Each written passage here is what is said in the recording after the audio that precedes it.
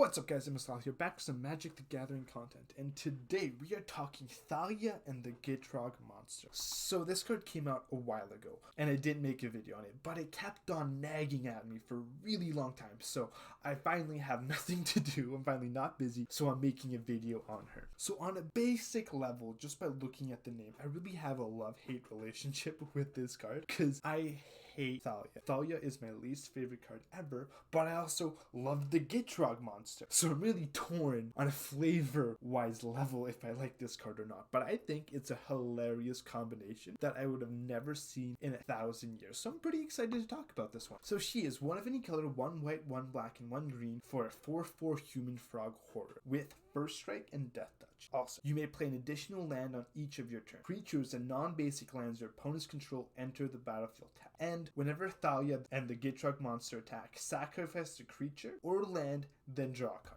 So a lot of the new cards that came out that are a combination of two people have been very strange because they're putting two things that are very different together and trying to make a card out of it. And I'm all for it. It's going to make such a cool design set that I'm very excited for. But first, let's talk about First Strike and Death Touch. What an awesome combination of keywords. It makes it so that once you play her, she is a very effective blocker, one-shotting anything that's not indestructible. So you get a lot of value by just putting into play, but then also she's a pretty good attacker because you really don't want to block into this. Being able to play an additional land each turn makes a really powerful mid-range card because she can ramp you into bigger things while still being a powerful threat. And it also synergizes a lot with her last ability because you need to be able to play extra lands if you're sacrificing one every time she attacks. And also that attack trigger gets you a card, so you're more likely to play that additional land. Now her third ability is also pretty powerful.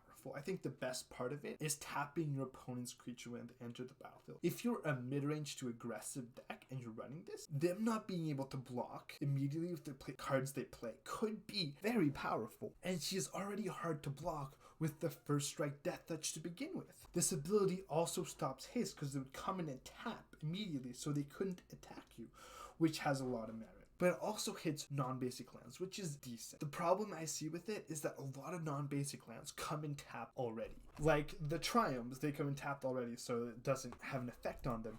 And these fast lands also wouldn't have an effect on it because Thalia is a 4-drop, so they probably will have more lands, so they would come tapped anyways. But it also hits a couple cool things. I think the best one it hits are the Kamigawa Cycle land, because they see play in almost every deck in Standard. Also very good against the slow lands because that will really mess up their mana. There's some random ones like Mirex and Blast Zone. Mishra's Foundry also sees plays in a lot of decks.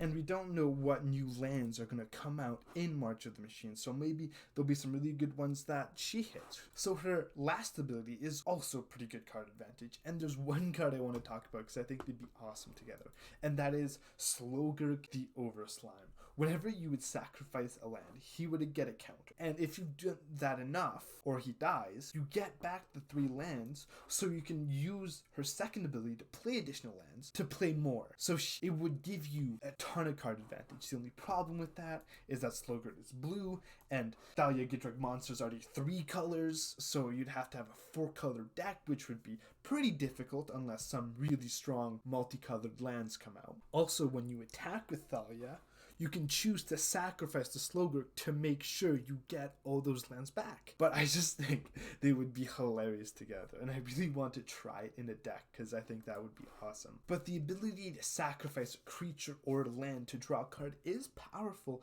in of itself. Sometimes you need that extra card draw. Let's say you're playing an aggressive deck, and this is the top, which it wouldn't be the top end because it doesn't have haste or immediate value, and if you're an aggressive deck, you don't care about lands, but you wouldn't mind sacrificing a thing to draw a more gas to make sure that you're still pushing with cards. You're always playing more. Also, the nice thing about it is that you can tap the land you're going to sacrifice, use it for mana, play your thing, and then attack. So you're not missing mana after the attack. The thing that's bad with that, though, is that you will draw a card and then you won't be able to play the card you drew. So it's an interesting ability that can also be a really big drawback. Sometimes you don't want to sacrifice a creature or land, and it will disincentivize you from attacking, but if you're not attacking, it's still a first strike death touch, so that's a great blocker, so it would still have value. So for standard, I think my biggest two gripes with this card is first, that it's 3 colors that don't have a triome to make it way easier to cast her. And my second of all is that it's really, really bad against mono red. Because for mono red, it's just a 4 mana blocker with nothing else. And if you don't have a good start with ton of removal to get their creatures out, this creature will not do much in an aggressive match. Because they will fly over, they'll lightning straight your face, they'll just go around it. So it's not crazy powerful in that situation, but who knows, maybe when this set comes out, the meta is going to be a lot slower and more mid-range, and if it is more mid-range, I think this card will be very powerful.